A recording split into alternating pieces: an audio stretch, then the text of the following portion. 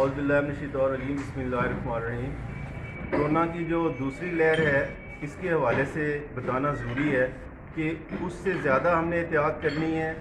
Social distancing, mask اور اپنے ہاتھوں کو بار بار صاف رکھنا، یہ اپنی ہیبٹ اور لائف سٹائل بنانا ہے تاکہ کورونا سے ہم انشاءاللہ تعالیٰ جو سیکنڈ ویو ہے اس سے بھی ہم بچ سکیں، جس طرح پہلی ویو میں ہم نے محنت کی ہے، اللہ پاک ہمیں محفوظ ہے۔ جانے کے لیے رخ کرتے ہیں منڈی بہاؤدین کا۔ منڈی بہاؤدین میں کرونا وائرس آگاہی مہم کے سلسلہ میں سی ای او ہیلتھ اتھارٹی ڈاکٹر محمد الیاس گوندل نے شہریوں میں ماسک تقسیم کیے۔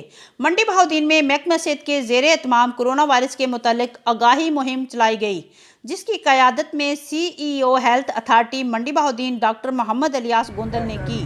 انہوں نے مہم کے دوران میڈیا سے گفتگو کرتے ہوئے کہا کہ کورونا کی دوسری لہر میں سب کو احتیاط کرنا ہوگی، سماجی فاصلہ، ماسک پہننا اور ہاتھوں کو بار بار دھونا ہے۔